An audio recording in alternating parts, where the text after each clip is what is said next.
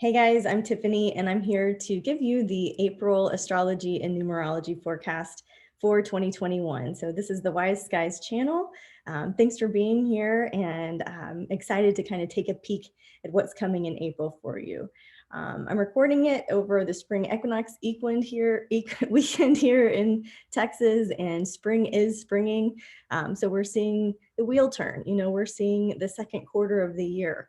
And what's new, I guess, in the numerology to start with is going to be that we're shifting from an 8-month into a 9-month, right? So out of the 8 and into the 9. The 9 is the last number that we look at in numerology. So it's a month where the energy feels like it's culminating, right? That something is building. And then we're going to lean into the 1 in May. But for April, we're going to stay in the 9, this feeling, a sense of closure, a sense of completion, a sense of something building, right? Sometimes this can come with a sense of urgency when you're trying to tie things up. So what's an antidote here with the sense of urgency or the sense of building something is to kind of come back down to earth and break it down into your why, your motivations.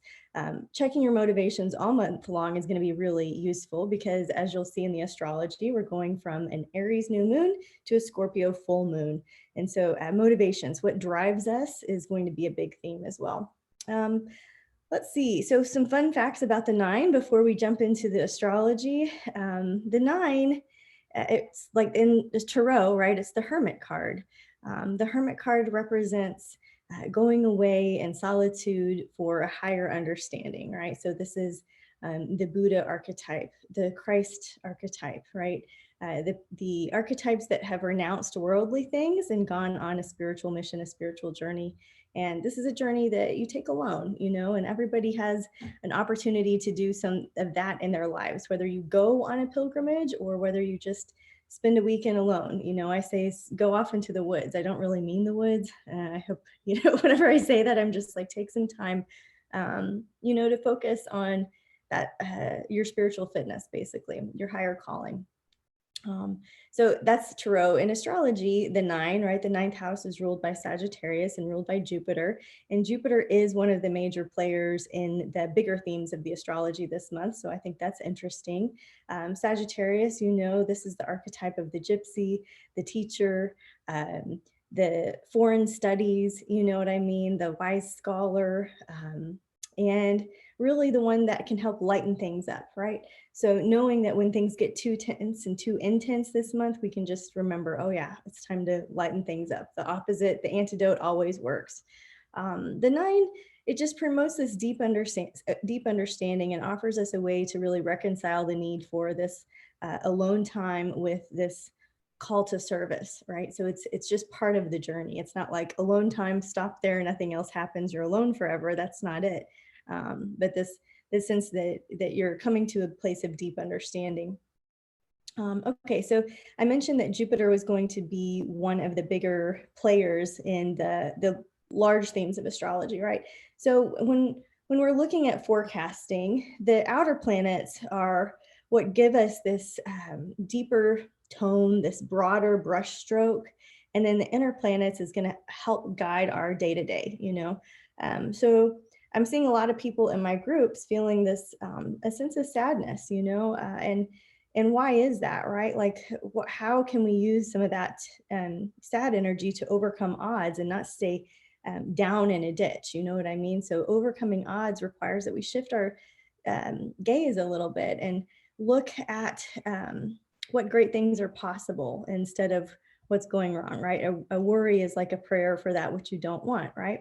So what's Jupiter doing? Jupiter is going to be semi-sextiling Pluto, semi-squaring Chiron, right? And at the same time, Uranus is semi-sextiling Chiron. So Chiron's getting some effects, Jupiter's getting some effects.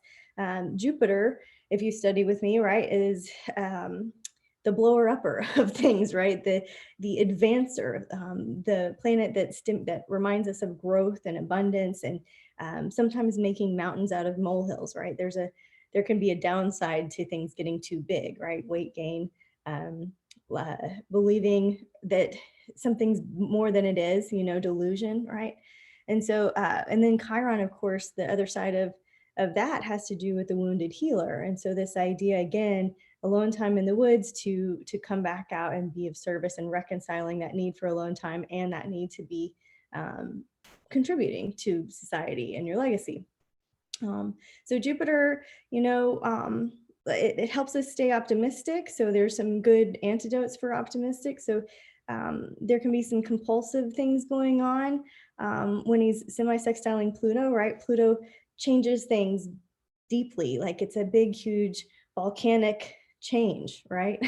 With that 9 energy, I just feel this great change that is compounding with the skies.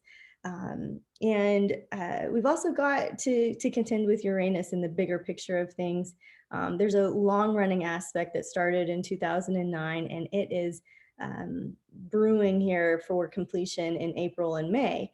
And so, Uranus and Chiron with the semi-sextile, I'm just thinking that people are going to be replaying some drama, duplicating some of the things that they thought that they were over, or they thought that they released. Well, maybe you didn't actually release it. Maybe you ignored it. You know what I mean? And it's just coming back around in another way. And so instead of running off, it's like, thank God, thank God I'm being triggered, because then I can really look at it and get back down to the roots of what's wrong, or what's showing up as drama in my life, so that I can really take a moment to transform and change things for the positive.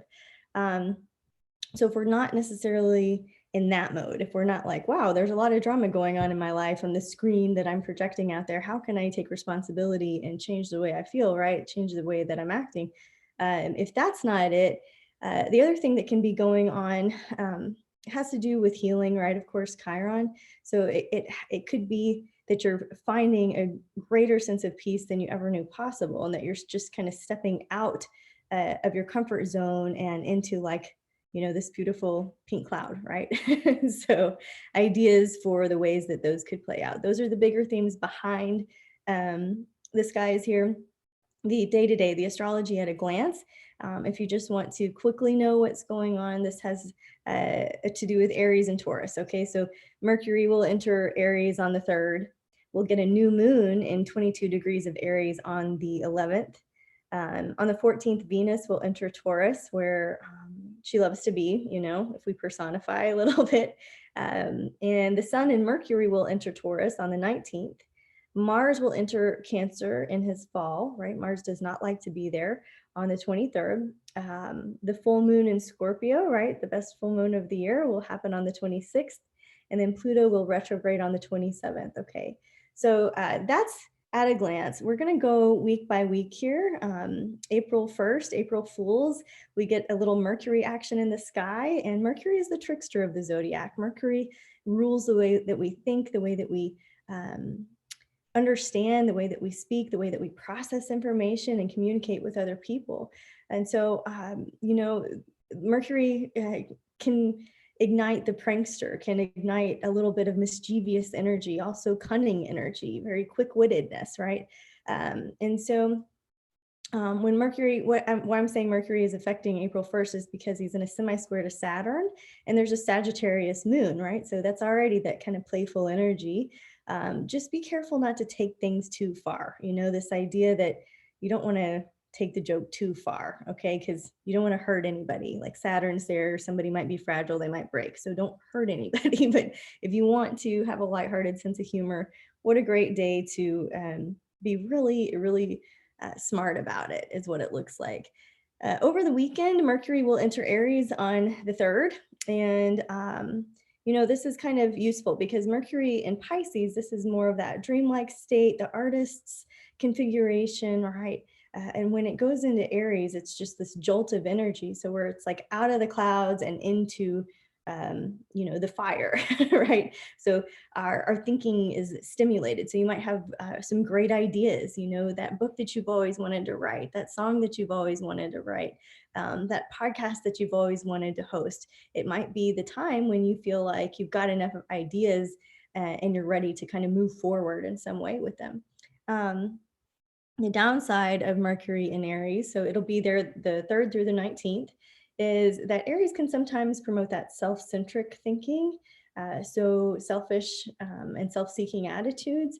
really don't serve us anytime, but it's something to be aware of during this month. It's like, yeah, I'm telling you, yes, go into the woods, have a month of introspection, but also don't be too selfish, right? It's one of those great paradoxes that we get to play with. Um, so let's see, there's a last quarter moon in 14 degrees of Capricorn that Saturday night. And so, Capricorn is about our greatest ambitions. It's about our goals. It's about where we're going. But Capricorn, I think, is one of the more misunderstood signs. So it's sea goat, right? So goat on top, sea creature on bottom. And so there is this sense of authority, wherever you have Capricorn. And so authority and responsibility. And it could be that you didn't even really want it, that everybody was like, hey, you're the leader. You know what I mean? And I'm not just talking about Sun and Capricorn. I'm talking about wherever Capricorn shows up in your chart.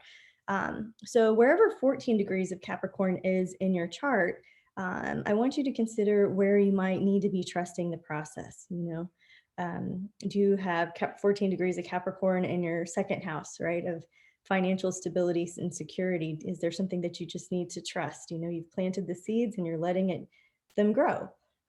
Is it in your 11th house of networks? Is it in your 5th house of play and joy and creativity? Is it in your 6th house of practical day-to-day living, right? So knowing your chart helps you really activate this forecast and use it at a personal level. The moon's going to be void, of course, all day on Easter Sunday. And instead of buying a bunch of plastic eggs and sugar, an idea you could do is to cleanse your crystals, play hide and seek with your crystals, just like you were going for an egg hunt. You can like place them around the house or in the garden. Something like that could be fun. You could paint rocks, you could do something to make it a little bit more organic and natural if you want. Again, the moon is void, of course. It's a nice day to be lazy, connect with family, have a bit of a feast, prepare your spring garden, stuff like that. April 5th through 9th is the first kind of solid week that we get. And this is a good time to stay cautiously optimistic. Cautiously optimistic because there's a lot of mixed messages in the skies, right, this particular week. So it starts out pretty good, the 5th through the 9th, and it ends a little bit more gloomy. All right, so this is a week when we can overcome the odds, when we can bet on the underdog. And I was saying, bet on yourself last month, and now I'm saying it's okay to bet on the underdog. I do want to look out. There's a big Mars-Neptune square, and that always sends red caution lights. Caution lights around what? Mars and Neptune. So Mars is too much. Neptune is the void. So deception, toxins, drugs, alcohol, confusion, lies, you know what I mean? And so we don't want to put ourselves in harm's way this week. That's why I'm saying cautiously optimistic. As much as you can be the observer and watch, this isn't a good time to be changing a bunch of medications, changing your healthcare plan, changing a whole lot about your diet, unless you're trying to purposely detox. And just know that when you are super, super toxic, if you have a lot of heavy metals, to go slow, because you can really overwhelm your system when you're undergoing a detox, right? So that's what I'm saying. Like this week, it starts out like, okay, rose-colored glasses, it looks great, but maybe not so much. So just be super careful. If you're accident prone, watch your step, breathe deeply, slow down, slow down and nobody gets hurt. Okay. So clarity is going to return by the end of the week. There's a Mercury Saturn sextile. So I think you will feel like you can get ahead with whatever your to-do list is. It's a really great transit to work with if you need to be an authority figure or work with authority figures, or take over something, take over a project, right? It's also really optimal for studying your family lineage. Saturn represents the grandfather in the skies in some ways. So also working with people that are older and wiser than you, finding a mentor, studying all the books they've written, listening to their podcasts, right? Like this is, we've got 2 passes for this work with your elders kind of energy. It's coming around April 10th and again in November 30th. So anything that you're starting now, you might see a culmination coming at the end of November, a graduation, a rite of passage, something like that, right? All right. This week in love, Venus will sextile Mars, right? This is always good chemistry early in the week, Monday and Tuesday, good nights for date nights. Love, romance, like flirty vibes, right? So in money, I'm saying we've got a Mercury semi-sextile Uranus. And so Uranus being the Einstein of the skies and Mercury representing our brain, I just feel like you're going to have an aha moment. So in business and money and your career, you know, there's a level of brilliance, right? And so keeping a little notebook with you to write down ideas, stuff like this. It's brief, but it's powerful. And the transit comes April 9th and May 10th. So you could feel it a couple of days before, but usually right around the exact time, April 9th and May 10th. And, you know, see what you're thinking about. Notice what you're thinking about. And maybe even buy a lotto ticket, because Friday and Saturday, Venus will sextile Jupiter, and Venus, of course, rules love and money. Jupiter expands, you know, and attracts abundance. And so maybe a little lotto ticket or something fun, you know, to roll the dice, you know, to take a chance on a new investment, on a new type of date, you know what I mean? Something fun, something spontaneous tends to work out when those two planets are working together. Over the weekend, you know, it gets a little gloomy again. So it's like cloudy weather returns. We've got Venus squaring Pluto. So she's got this magic moment with Jupiter in the sky, and then she kind of faces off with Pluto. It's like it looks great, it feels great, but when it comes down to it, the change is like too scary to make. Venus square Pluto, this can be breakups, breakdowns, breakthroughs. So we just want to try to really root into how we honestly feel, you know, and to really trust your emotional intelligence system. We don't want to have regrets or emotional hangovers. So I don't think it's like the right time to make big, huge, grandiose changes or decisions. Just know that, you know, when the water's doing this, you're just trying to stay on the boat for a second, right? You're not trying to jump and bail ship and call the flat, you know, shoot off the signals or anything. You're just, wow, the boat got a little rocky. Isn't that interesting? And we want to stay curious about what we're observing over the weekend. What's cool is that come Sunday, if you have had this sense of urgency and it's like, oh, it's building, it's too much, I'm ready to do something new. Well, boom, Sunday is the new moon in Aries. And so the sign of new beginnings, you know, the lunar phase of new beginnings and the sign of new beginnings. It's my favorite new moon of the whole year. It's in 22 degrees of Aries. There's a lot of powerful numerology packed into that. It's the 411, April 11th, right? So we've got the 11 and then the degree of 22. So we've got two master numbers there, giving us just energizing this really auspicious time for a fresh start. So, you know, new moon wishes when the moon's in Aries, this is like what new projects do you want to start, you know? What is that? Did you always want to build a greenhouse? Did you always want to open a hardware store? You know what I mean? Did you always want to eat ice cream on the beaches? Like whatever that childhood dream is, or that childhood, like that adult level project that you haven't done yet, this is the time to write those wishes down. It happens, the new moon happens at 8:31 p.m. So, you know, guys, that I love Jan Spiller's philosophy on the new moon. You don't wish before, it doesn't do any good. You wait till the new moon is exact. So at 8:31 p.m. Central Time, and up to 8 hours afterwards, if you're a night owl, right? This is the most auspicious time to think about and write down about up to 10 wishes. So again, you know, new projects.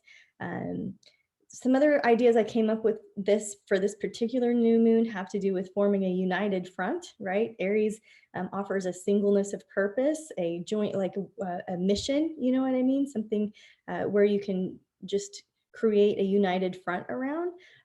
Aries rules your individuality too. You know, what makes you different, special, and unique? Is there some little niche quirk that you like to geek out on that you want to make a wish around, right?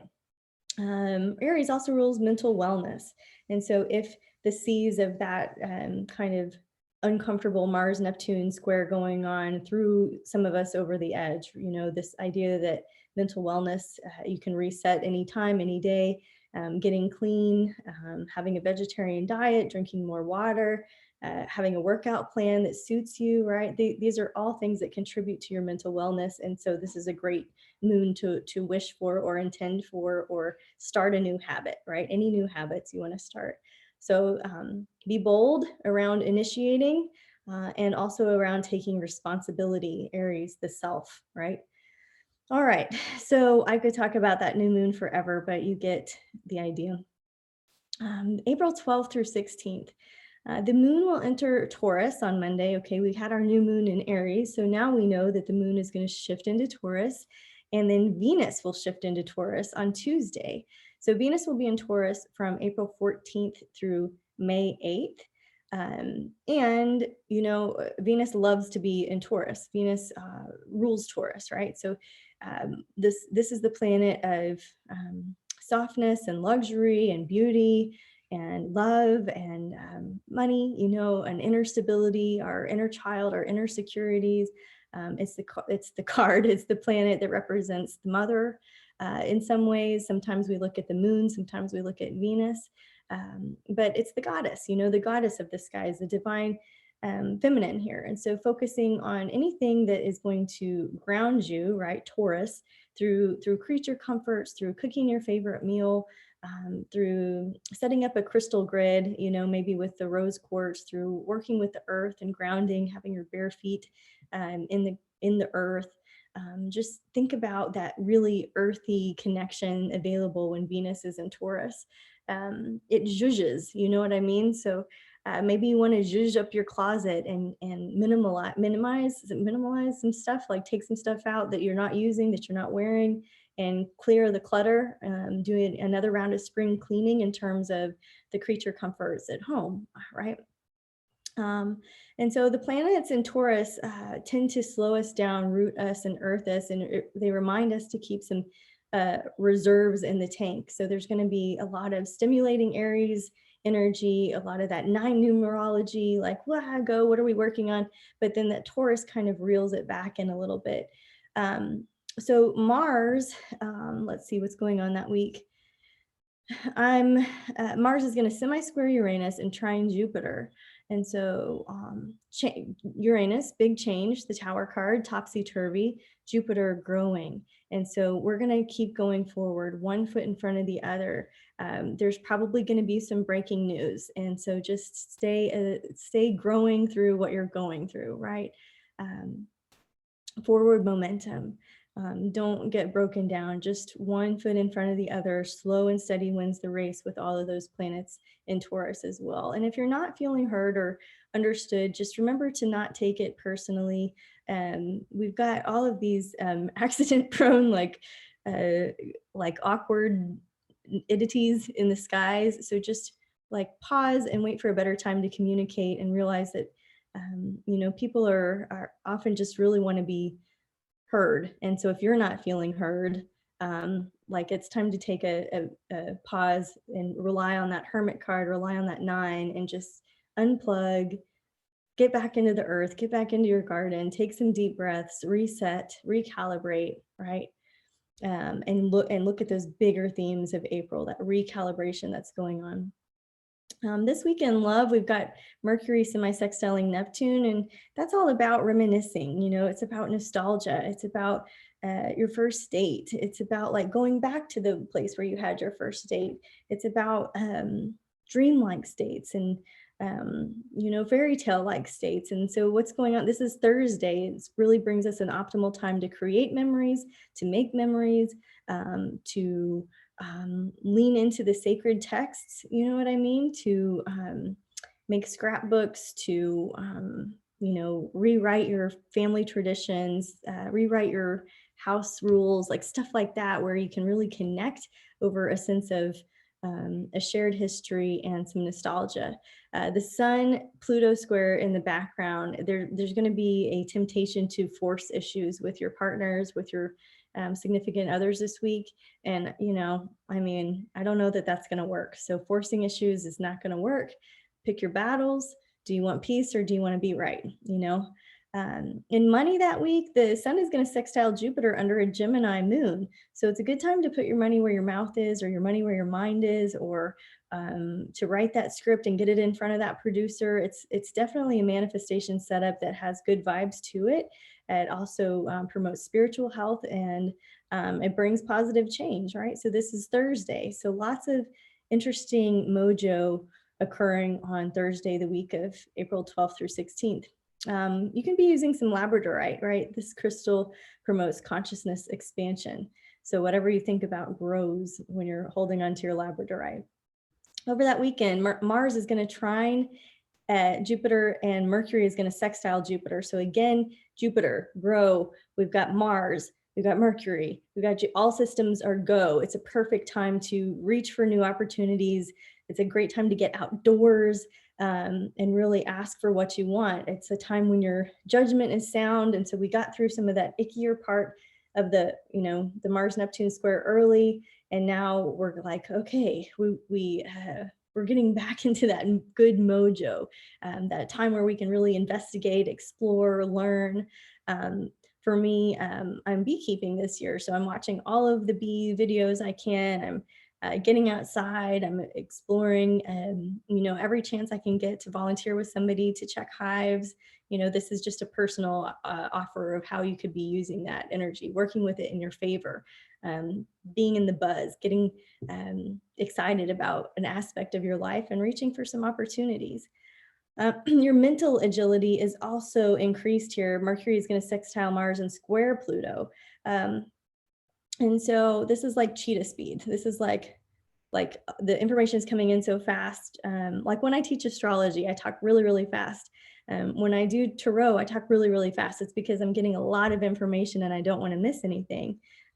It's different doing mediumship and psychic work. It's a little bit more slowed down, right? But for me, that's not necessarily the same for you. But over that weekend, I just feel like there's definitely some like quick thinking, and quick thinking can work in your favor, but it can also work against you when you have a thought and spit it out of your mouth, and it changes the course of a situation, and you can't unsay it and they can't unhear it. You know what I mean? So being really careful with how you're representing yourself, how honest you're being, in the background. Even though I'm like, yeah, good stuff in the background, there's also some things like forcing people's hands. And so it's like, you just want to be true to yourself, stand up for yourself, not against the other person. Mars is going to end conjunct Pluto. And so I do think that you're going to get to the bottom of it. If there's been a secret that's been evading you, if there's been an uncomfortable conversation, if you've been waiting for something to blow up, you know what I mean? I do think that you're going to get to the bottom of it, because by Sunday evening, the sun will conjunct Mercury, and that's usually an indicator of good news, clear communication, something gets settled up and sorted out. And so, just continuing to set yourself up for success over the weekend by going slow. April 19th through 23rd. Okay, so at this point in the month, we're more than halfway through. Now we've got the sun and Mercury moving into Taurus, where Venus is, right, on Monday. And so Taurus, right, this is like practical, down to earth, conservative, traditional thinking, right? This is very, Taurus energy. Like they go to the restaurant and they get the same thing every time, right? Like it's very clockwork, stability type of energy that's available out there. So happy birthday to all the Taurus is watching. With all of that Taurus action, I pulled out a Roosevelt quote, which is speak softly and carry a big stick, right? Tuesday, we're going to get a first quarter moon in Leo. So everything moved, not everything. Lots of things are over here in Taurus, and now we've got a first quarter moon in Leo. This is a very yang phase. And so you're being asked really to walk your talk. And that, I think you've seen, has been a theme that we have woven throughout. I want you to stay optimistic, like we talked about at the beginning of the month. There's lots of cosmic helpers available all throughout.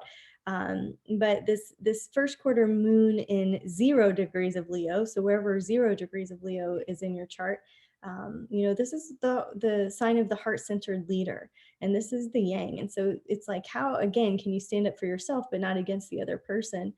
I was watching an astrology. I was watching a gardening show this morning, and she has a lot of followers. It's somebody I've watched for several years that I really respect. And she said, why is it that people like want her opinion or want her to state how she thinks about things?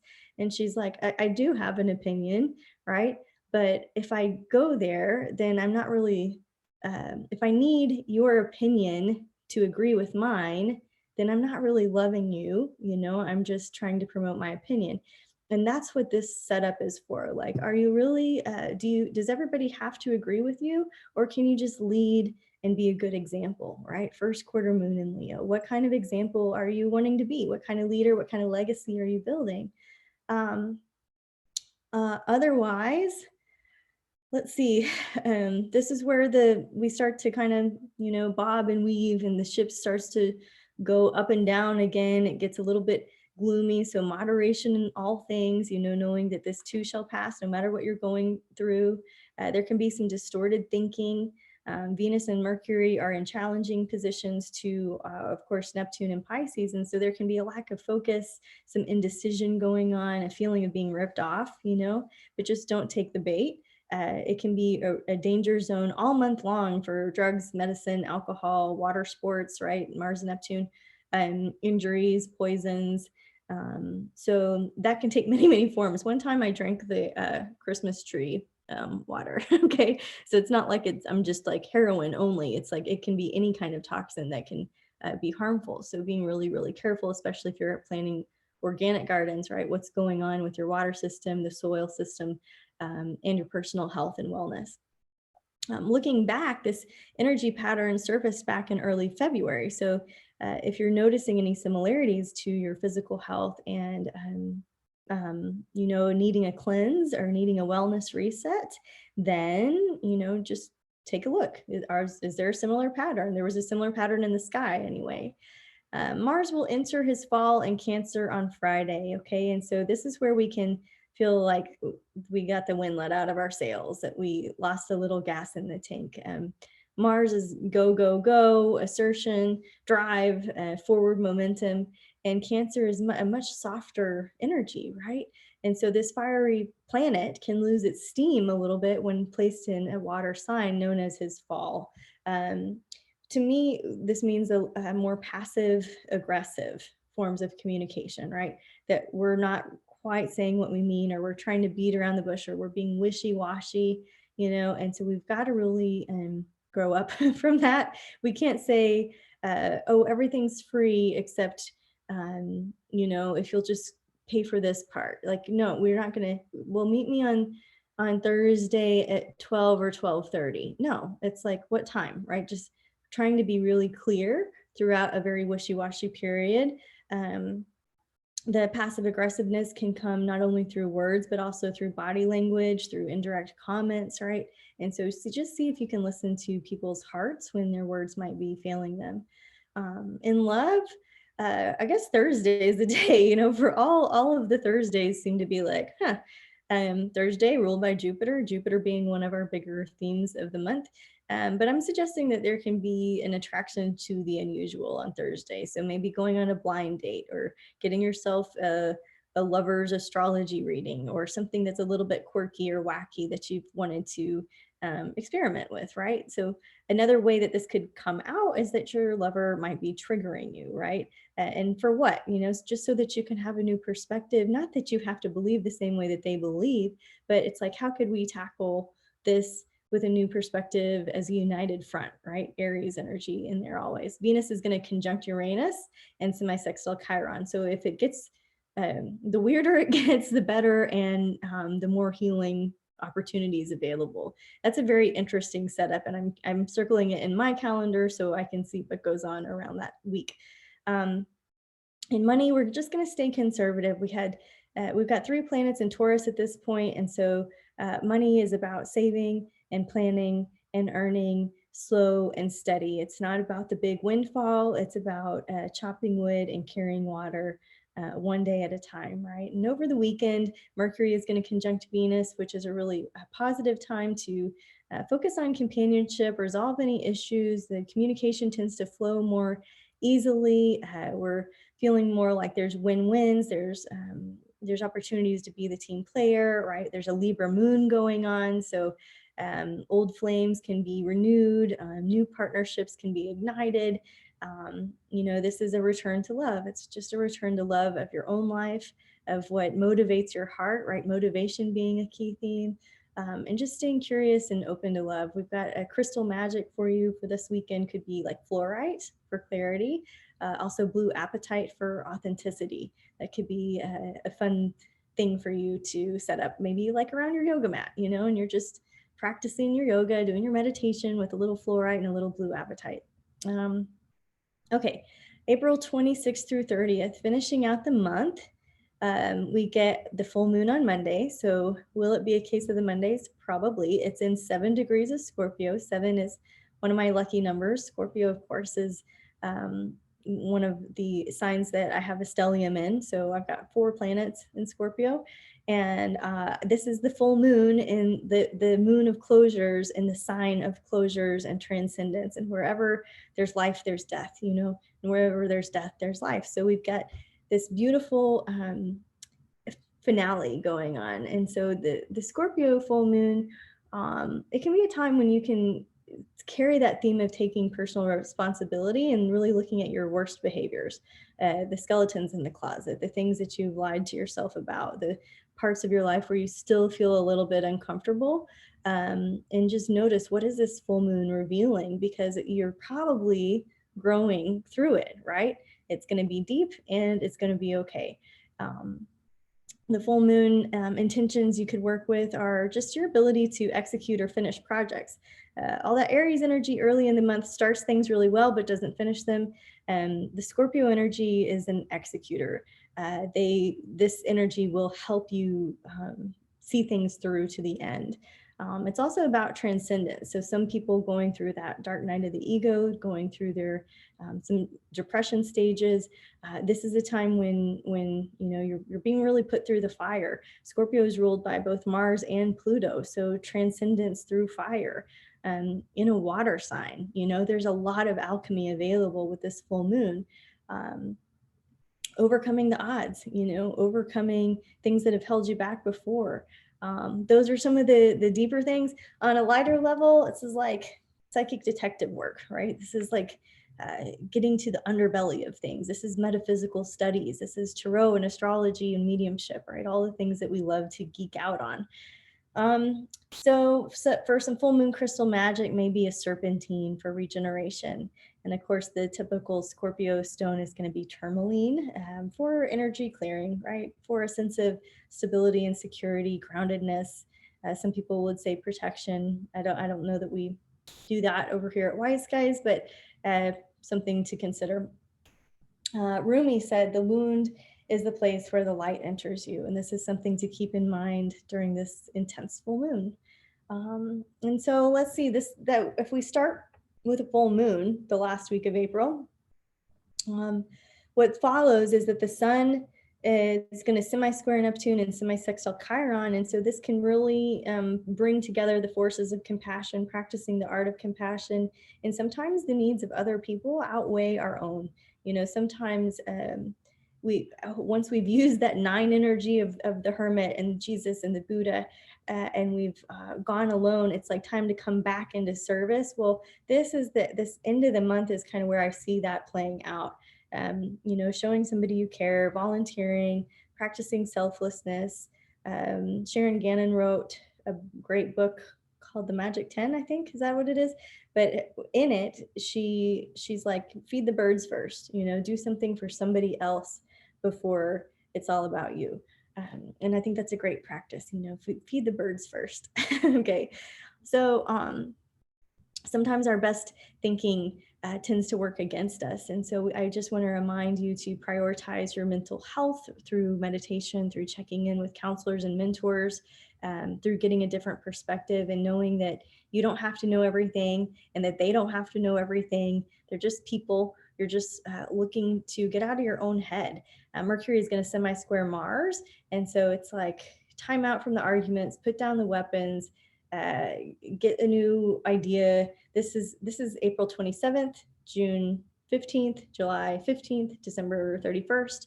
And so lots of opportunities this year to not really tolerate situations that are making you crazy, but to change yourself so that everything else changes around you, and using whatever tools you have at your disposal to get there, right? Pluto will retrograde at the end of the month on the 27th in 26 degrees of Capricorn. And so, when the outer planets retrograde, we don't necessarily notice it as much as we kind of see what's going hinky when Mercury goes retrograde, or we get a chance to look at our love life when Venus goes retrograde, right? But when Pluto goes retrograde, this is an outer planet. It's moving very slowly. It's not going to be like, oh, well, Pluto retrograde did that. It's not like that, right? So the most heaviness that you typically feel is a couple of days before, and the day of can just feel slow. So April, what is that, 25, 26, 27, maybe even 28. And what does Pluto represent, right? And what does it going backwards represent?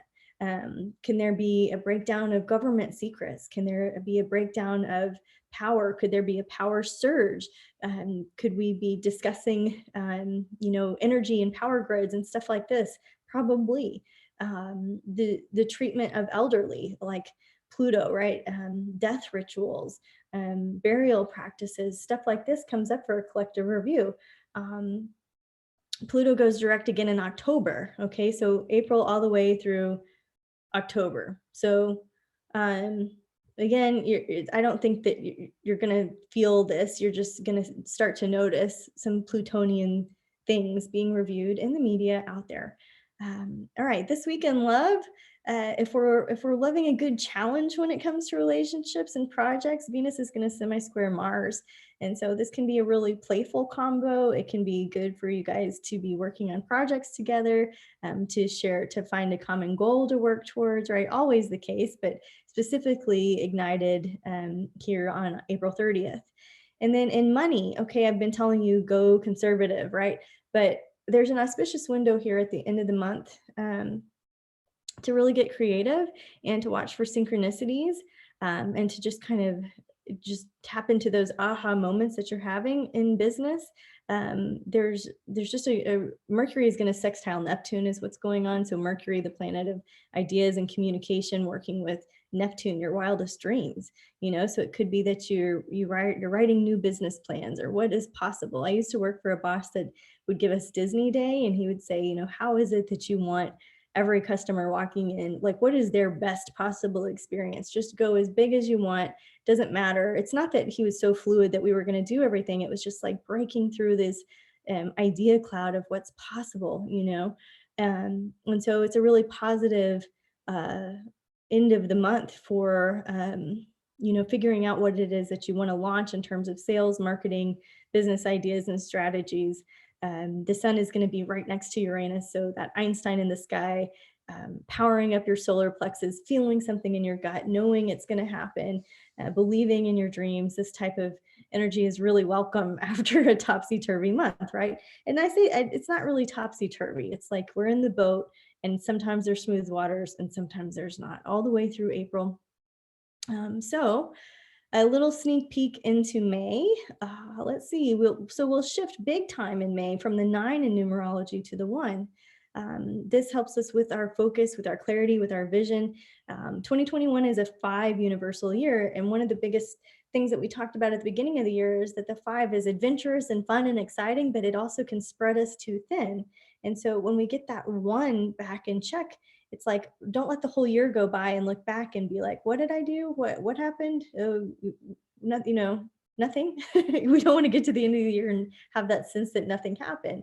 So the 1 in May brings us into focus, clarity, new word for you, vision, right?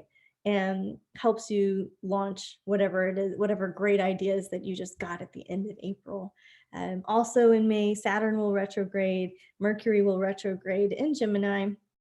So we'll be circling back over themes around schools, siblings. Maybe we're looking at old notes from our journal earlier in the year. There's lots to discuss in May. The new moon will be in Taurus, right? Gardening moon. The full moon will be a lunar eclipse in Sagittarius. So ending excess, some stuff like this, recognizing what journeys are over and where we want to be more independent, in some ways.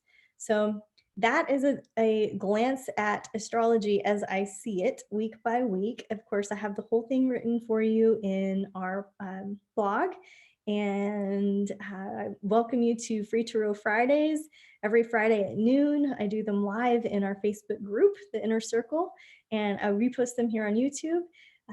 I go through every sign in the zodiac, Aries all the way through Pisces, so everybody gets a reading. And I think that's it for now, guys. If you don't have the digital calendar yet, this is a great time of year to still get it, because you can see exactly what astrological events are coming up for the week ahead, the month ahead, the whole rest of the year. And I use it all the time when I'm making appointments, or scheduling client sessions, or scheduling oil changes, or whatever. I'm like, is it a good time? Is the moon void a course? Oh, it's a new moon. And so it's really handy, and it's a tool that I've been polishing for several years. I hope that you enjoy it. You can find it at wiseskiescollective.com in the shop tab, or on the calendar page, and learn more about it. It travels with you to any time zone. And I think that's it for April. So until we can work together again, guys, namaste. And thanks so much for choosing Wise Skies. I know you have many guides out there to watch, and I appreciate you spending a little time with me.